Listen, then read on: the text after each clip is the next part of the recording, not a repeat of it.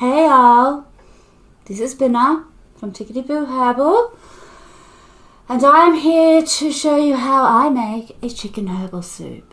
So we all know the benefits of a herbal soup and how it nourishes the heart and the soul, and it has many medicinal properties that come from the hyaluronic acid that comes out of the bones. I am going to really upgrade that medicinal quality by adding herbs of dong quai, burdock, ashwagandha, maitake mushroom, loads of turmeric, not too much because it can make this food bitter, and the usual ginger, garlic, onion, leek, pumpkin, zucchini, mushrooms, as well as colloidal silver. Yes, I am going to be adding colloidal silver to my soup. So with this soup, there is an optional pre-stage. I am going to use these really super big onions, and I'm probably going to use 6 of them. I'm going to sweat off my onions, then my leeks, then my celery. This is going to help to make a more of a stock. I will also use dry herbs in the pan first, and then I will add this to the big stock pot where I will boil the bones first. I add the veggies later because otherwise they get too soggy. So you really want to boil that chicken till it's falling off the bone, and I'll show you how to do all that. We'll take it out, we'll shred the chicken, and then we'll put it back in. Now, I've added some legs because the leg bones is the one part of the chicken that you leave in the soup after you've taken all the carcass off. You leave the bones in because it gives more flavour. So I'm going to add some extra meat. I have 2 chickens, they're both organic. Almost all the produce is organic, but not quite. The stuff that's not organic, I will soak in a zeolite solution to try and remove some of the sprays and contaminants and stuff. Obviously, organic food is always better because it had to fight for its survival, like us organic witches. Okay, so I will get on with the prep step, and I will film on my phone the process because I know even if I write this recipe out, people will be like more of a visual person, and because I really cook a lot by instinct and experience, and I just sort of throw things in and I know how much to throw in, I'll try and do some measuring to try and help you if you're not a seasoned, wink wink, cook. Okay, so first up will be the onions, and I'll saute those and I'll get this base going. So this is optional, you do not need to do this. Lisa does not do this. She just starts with the chicken, the whole carcass, and I think she uses some other bits, but she just starts with that in the pot, and then she adds in her veggies and her flavours later. But for me, this is the way I do it, and this is the way I'd like to share it with you. Okay. Namaste. Let's get cooking. So I have a very large stainless steel pot here. Because I'm making 4 or 5 litres, I'm going to be a lot more liberal with my spices. Toasting them over the dry pan will really help the spices to open up and give you that flavour. It sort of unleashes them. I'm adding a tablespoon of true cinnamon, not cassia, the other one.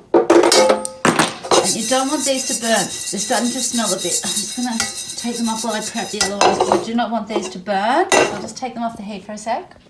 This is how much ginger I'm going to add, and I'm also going to add fresh ginger.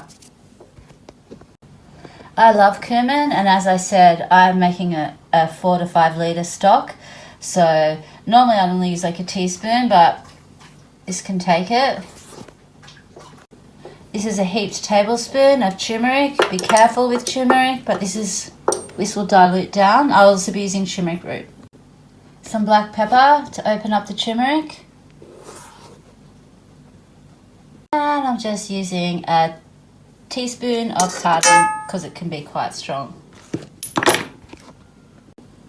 I have used a half tablespoon of thyme.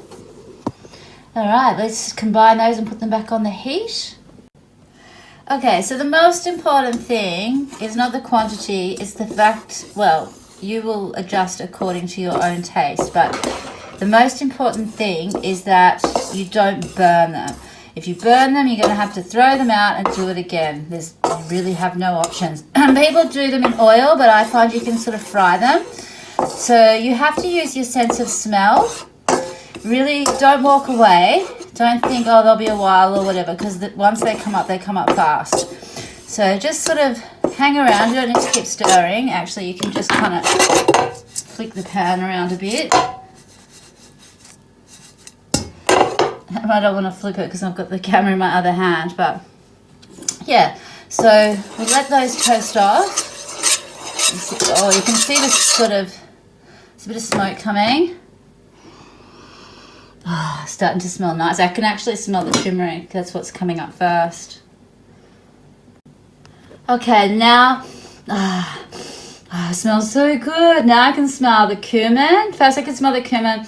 Now the cardamom is coming off, and it really smells delicious. But because there's a lot of dry spices in this pan, bear in mind I'm making 4 to 5 litres with 2 chickens. It will take a little bit longer than if you were just doing it, say, for like a 2 to 4 person dish.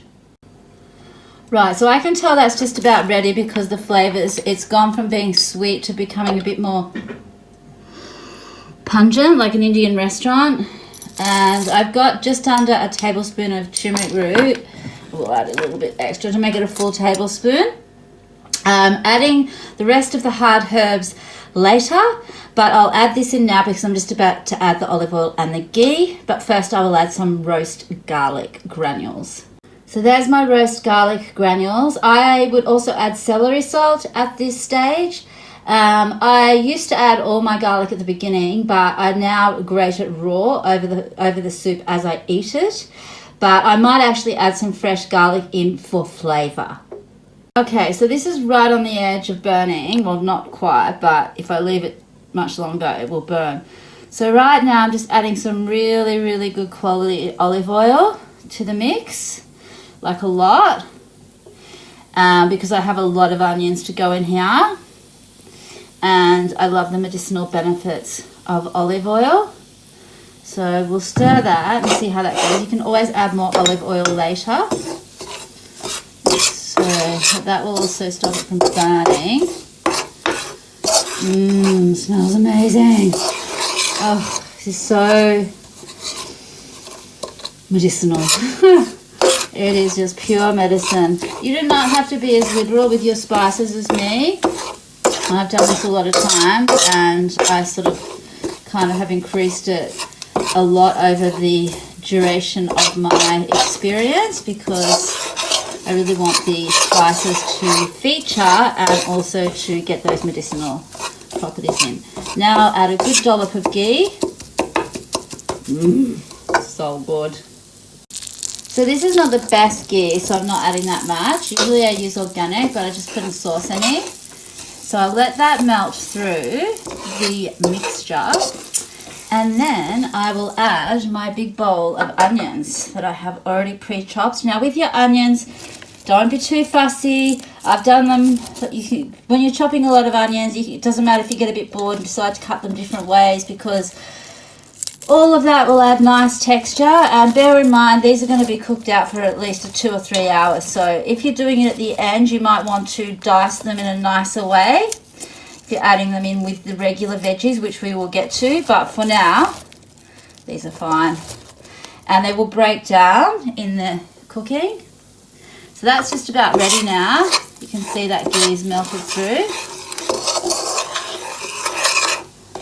Have a little smell.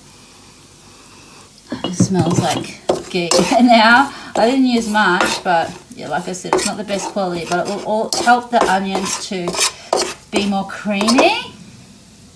Okay, so in with the big bowl, like a big bowl of onions.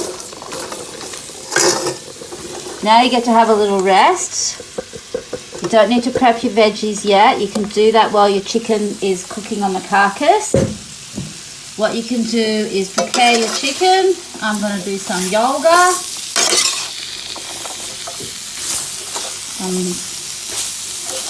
Yin yoga probably.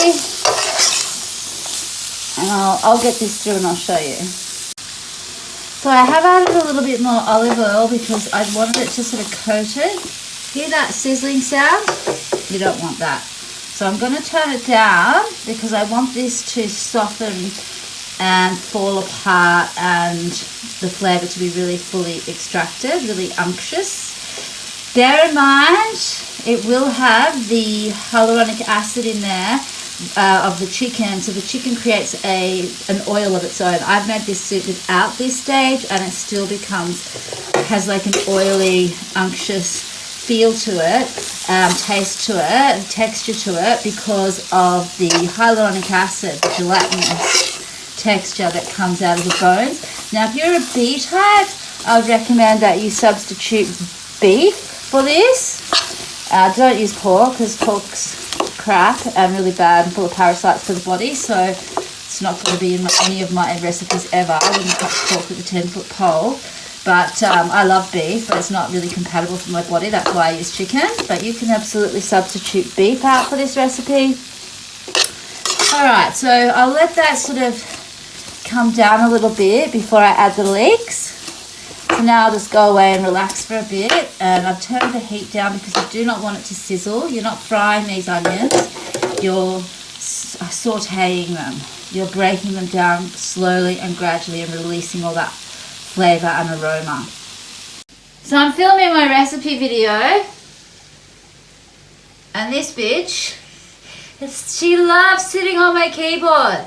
Krishna. Like, she was talking to Siri today, and she reset all my settings. Yeah, you know, Krishna. Hop off mummy's computer. So that heat is still coming down, so I'm turning it quite often. It won't hurt in the beginning, but see how it's sort of sticking to the bottom? I've used ghee, but I don't like that ghee, so I probably wouldn't use it again unless it was an absolute emergency survival situation. I'm using this brand. I love this brand. It's I use their olive oil, but I'm going to just add more because I want to deglaze or get this this stuff off the bottom of the pan, which is flavour. I mean, that will add flavour, but the idea of these is to sweat them down slowly. And the heat has been turned down, so they will slow down in their cooking. You want them to break down gradually. Yeah, that's a little bit better. Yeah, so I'll just keep my eye on that. And I'll just relax for a bit, and then I'll prep the leeks. I haven't shown you how to prep the vegetables. I'm presuming you know how to do that. I just don't have the technology to be able to show you my hands at this point, but if people want to know how to actually prepare vegetables, then I guess I could do a really basic demonstration at some point. But you really can't go wrong at this stage because, as I said, it's going to boil with the chicken for hours, so it's going to break down anyway. So it doesn't really matter about your chopping technique. I'm using 3 leeks in this, and I will prepare those. See, it stopped sizzling now. That's what you want. Good. So it has been around 20 minutes. You can see, let me try and find, we're looking for it to be translucent. Let me find a piece. So some of them have gone sort of more translucent. Anyway, so I am now adding 3 leeks. I usually only use 2, but because it's like rainy and windy and everyone's sick and we've all got throat problems, leeks are really good for your throat. If you're a singer, you should eat a lot of leeks. Okay, I don't want to get into the medicinal stuff too much because it tends to get my videos deleted. So you'll have to follow me on Facebook or do the research on a lot of these ingredients yourself. So as you can see, the onions and also the leeks are starting to break down, but the onions have gone that one's still a bit white, but most of these onions have gone this color, like a golden translucent color. That's what you're after. And so because they have broken down a little bit, I can add my celery. I won't be a second, buddy, I'm filming. Hang on. My celery. And there's enough space in the pan. I've only used half a batch in here, and it's really just for flavor. So let me let the cat in, and then I'll salt it. So you may think this is a lot of salt, but bear in mind I am trying to use as little stock as possible, and I'm adding it to the stock. This is the base of the stock.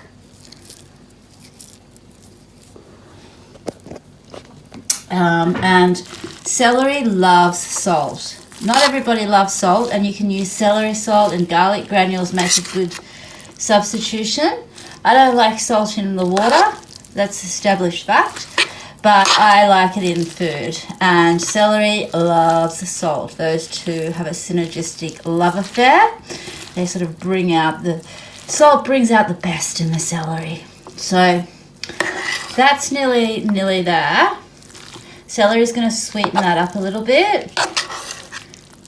And I will leave that for just a little bit longer until that celery sort of starts to sweat down a little bit.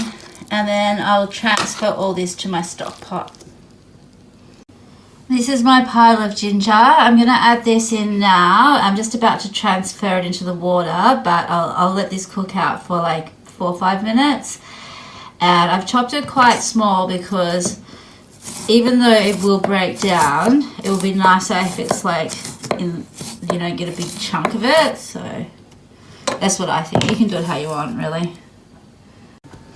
So basically, this is a soup. It's a, well, cut. So basically, this is a medicine masquerading as a soup. The amount of medicinal benefits in this mixture, see how it's sort of broken down, it's a lot more loose, it's sort of come together. Okay, so that is just about ready. At this point I'm going to throw a celery leaf in, and that is just for flavour. So I'll keep mixing that and get ready for the next step. Okay, this is the last shot, but I really just wanted to show you. See how glossy and glistening and gorgeous that is? That's what patience does. Patience should be my middle name. Honestly, one of the most patient people that's ever walked this earth. You don't have to be so patient. It'll work just fine without this kind of laborious. But I quite enjoy it. It's Friday night, it's windy and it's cold out there, and I'm having a fabulous time. Oh, the smell coming off that. Oh my God, it's opening all my sinuses. Right, moving on. Let's go, yalla. Now, I have this big stock pot. This one was quite cheap. It has a very shallow bottom, so it would be, if you had a heavy bottom like with 7 layers of steel or something that was quite substantial, you could do all of this in the bottom of the pot. But this one, even if you heat it and put a bit of oil, fire, just so that's why I put it in this heavy stainless steel. Just give me a sec. This heavy stainless steel pan here. Okay, so it doesn't matter what you put in first. You can put this in, or you can put, I'm using 4 litres of water, close to 4 litres. I haven't added the colloidal silver yet. Colloidal silver will not suffer with the heat, so you don't have to worry about that. It's okay to be heated. Excuse me. In fact, there's the aromats coming off like, woo, woo. Okay, so I'm going to just put the water in. So this is going to cover 2 chickens and some lovely legs.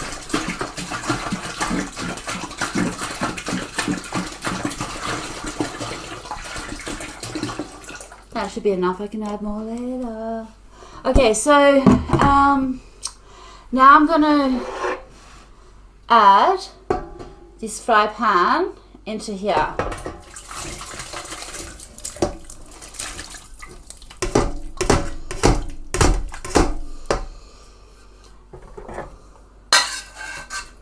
Now I'm going to prep my chicken by just washing it, draining it, and then I'll show you what I'm going to do with it. But I'll just get that crackle-lackin on the heat. Oh, it's so heavy. Woo, woo. All right, loving it large. Okay, so moving on, next step. Okay, this is an important step. These are organic chickens, but you can bet they did not have the best life.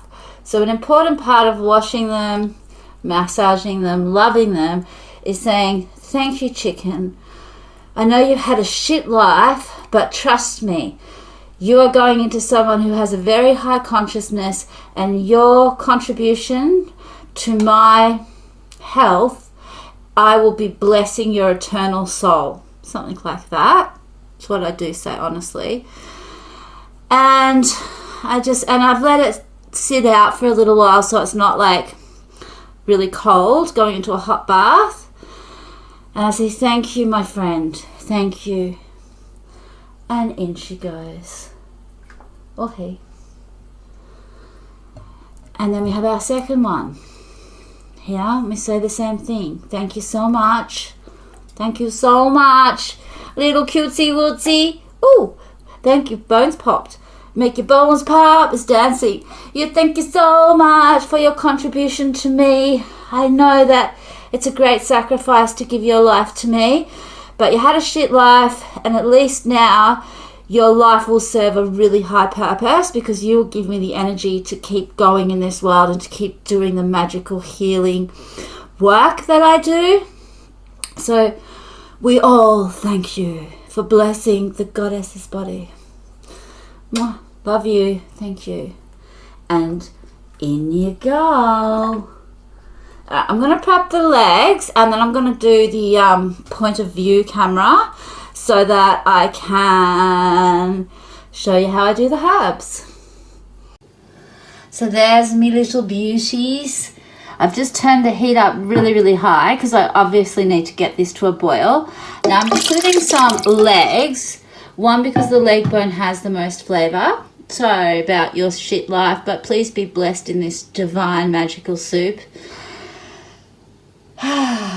So we need to get this to a boil. This is the stage where we will be relaxing until that chicken white meat is falling off the bone.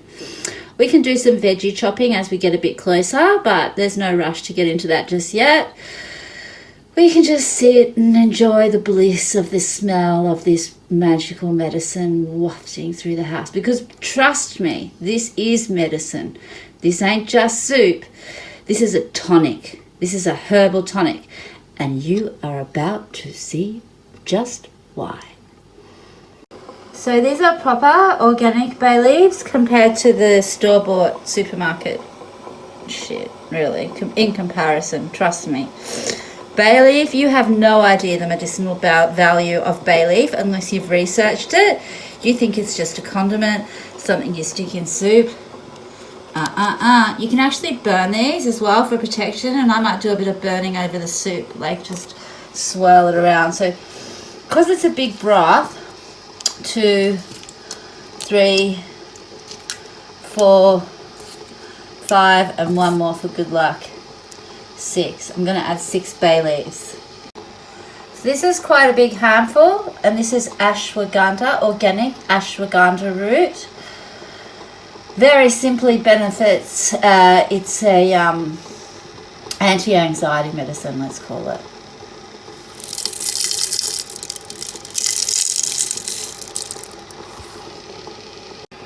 Now I've used ever so slightly less of the dong quai. If you were making like a 2-3 litre, you'd use half that. But because I'm making a big one, now this is going to stink. Let's just say for commercial purposes that this benefits the female reproductive system. Please do your own research on these herbs. I'm limited, restricted to what I can say, or they'll just pull this video. So this will stink. Your house will smell like a Chinese herbal shop. Don't stress, because it cooks down to taste quite delicious, actually.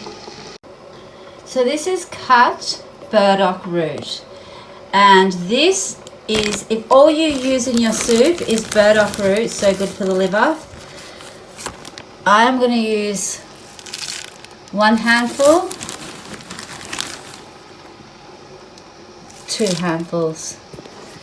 Burdock will cook down to taste like celery. The dong quai and the burdock you will actually seek for in your soup, because they have such a unusual and delicious, they just taste like a really exotic root vegetable when they're cooked out. And this will be cooked out. Look, the chicken's already starting to turn white, hasn't even come to the boil yet. Here we're also adding some cut reishi, so I'm going to use about the same, 2 handfuls.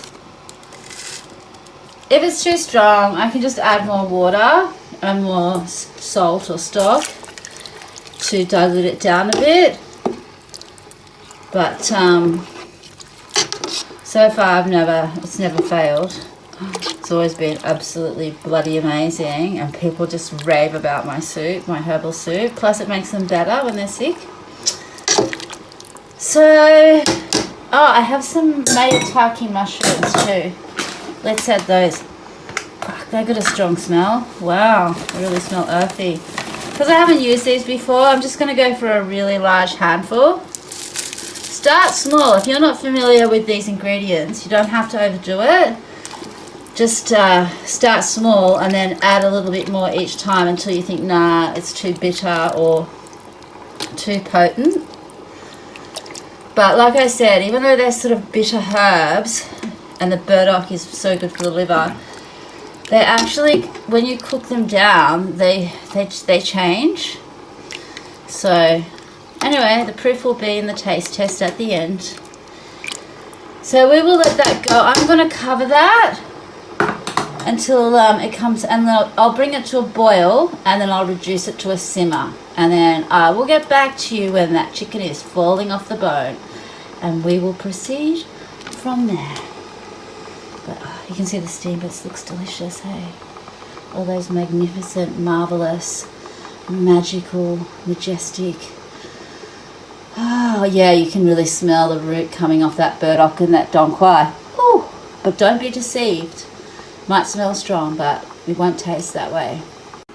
So it's just about to hit boiling point. See this stuff here? People skim it off. I'm not going to skim it off. I've watched a lot of cooking shows, and a lot of really good cooks claim the flavours in that foamy stuff. So it's your choice. I know other cooks who are brilliant cooks and they skim it off.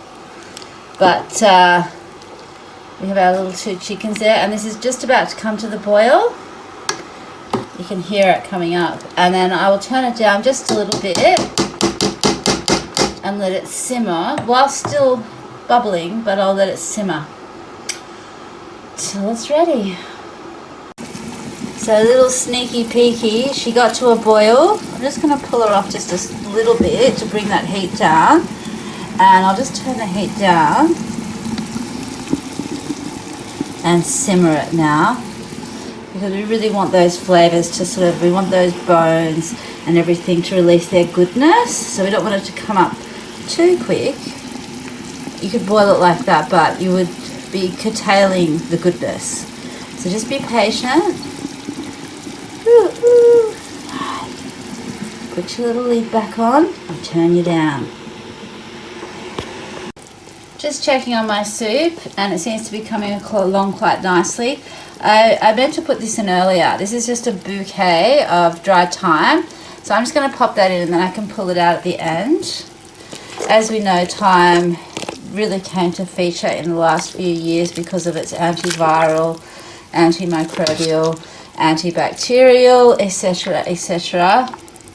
properties. So it's still quite hard. So there's still a wee bit of time left there. So I'm just sitting there starting to edit the video together, and the smell, and they always say when you can start to smell something, it's nearly there. So if these bones are falling apart, this is close. This is really close. Yeah, it's almost falling off the bone. I'll give it just a little bit longer because I can't quite get my spoon through the bone yet. Oh yeah, the carcass is breaking apart. Yeah, she's ready. And plus the meat's gonna keep cooking in the stock with the veggies later. So yeah, that's done. All right, yeah, I could smell it. I'm thinking this is starting to smell freaking amazing. Like from across the room, I was like, oh, now it's starting to smell really good. So, okay, next step.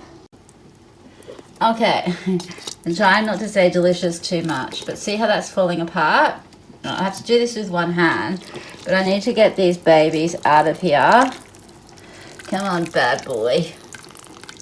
So you drain a bit, that's it. I'm going to put you here. I'm going to grab the other one. I'm just going to leave the legs in as they are. I need to find you. Where's your hole? Not that end. There we go. I gotcha. I gotcha now. Oh no, don't fall apart on me. Oh, god damn it. That one must be male. They always fall apart on me under pressure. There we go. I got you now. I got you nice and tight, baby. Okay, so this has got to cool. You will not shred this whilst it's so hot and steamy. And we will get to the veggies now and put the veggies in. But you can see the colour of that. That's with no stock powder or liquid stock or anything. That's just pure, delicious, gelatinous goodness. So I've removed the seeds and I'll clean those up, and I'll probably dry roast those because they're like organic and so they're like really good for you. It's just something, I only used a half a pumpkin. I probably should have got a whole one, but there's just something about pumpkin that smells like summer. And in Australia it's a winter vegetable. I think they call it squash in America, summer squash, but here it's a winter vegetable, and yet it smells like fruit. This sweet smelling pumpkin is rough cut, witch's style, and into the mix. Now I have to work swiftly. I don't have a lot of variety because I live in a rural town and they don't really have a lot of vegetables in the organic section. So basically I just have zucchini and pumpkin. But you can add whatever you like. I'm not a fan of potatoes, so that's why I don't add that. Gorgeous, divine, organic zucchini. Yes, it's a big bowl. And in you go. Have fun in there. Give it a little stir, and then we just have to add celery and maybe a little bit of garlic to this. And then we'll add the chicken back. And then we'll go from there.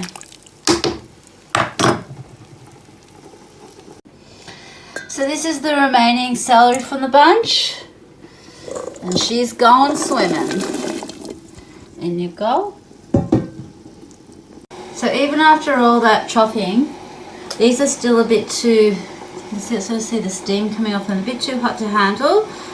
So what I'll do off camera is I'll just be shredding that and then just putting the bones in there, which I can pick through and give the dogs bits later, and then just putting it straight into the soup. So there's no rush on that because those veggies need to cook. So I've just kind of rough cut the mushrooms, and then I sort of just broke a few up with my hands if they were too big. But yeah, in they go. Oh, I didn't add any extra garlic. mainly because it's just for me, and I add so much fresh garlic. Like I eat like a clove a day. So I'll just add these mushrooms in, and this is just about ready. So at some point in the next 10 to 15 minutes, when those mushrooms are done, pumpkin's done, zucchini's just about done. So at a certain point in the next 15 minutes, I'm repeating myself now because I've been chopping for hours. Where's my spoon? At some point, once those mushrooms are cooked through, this baby is done. It's nearly dawn, so I've been cooking through the night. So I'll just leave this on a really super holes in the house, low temperature overnight, and then I can deal with like it in the morning because I have to like freeze some up and so I will get back to you then with a fresh outfit most likely, and we will do the taste test. I tasted it a bit before. I did put some colloidal silver in it as well. I tasted it and I was just like, my eyes were rolling back in my head because I was like, oh my God. Like, and I didn't use any stock powder or liquid stock, but the flavor is there. It is banging. Okay. It's delicious. I know I keep saying that word, but it's so, so delicious. I'm really impressed with how much flavor I managed to cram into this one, bang into this one, pack into it. So, all right. Well, if I don't see you again, I'll see you in the morning. Otherwise, yeah, no, I'll probably see you in the morning. I'm exhausted. There's a lot there, but this will feed me for weeks, as well as have some reserves in the freezer for those occasions when you need some medicine soup. So this was my yield. This is how much my soup yielded. I will pop a couple of the smaller ones in the freezer. I'll probably eat this big one myself this week. And these will be fridged up. And yeah, like I said, we'll have a couple in the freezer for emergencies, for like when someone gets sick. But when it cools down, I'll wait till it cools down a bit more, and then I'll put the lids on and store them. But that was a really good yield. It was worth the effort. I'm very happy. So this is the final product. It has cooked out for a long time, and it is absolutely delicious. Now, I misspoke in the video and said that I use a clove of garlic a day. What I meant to say was a bulb. I use a bulb. So I'll probably use 4 cloves of garlic in this soup. I will micrograte those in, and then I'll give you my final summation. But yeah, the verdict is successful.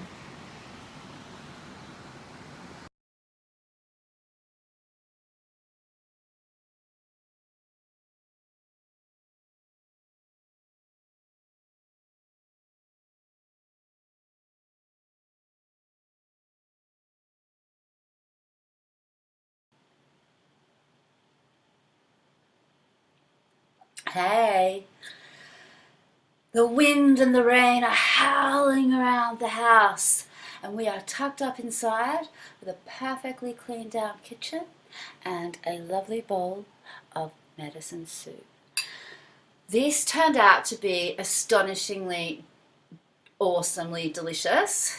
It is a triumphant success. I could not be more happy.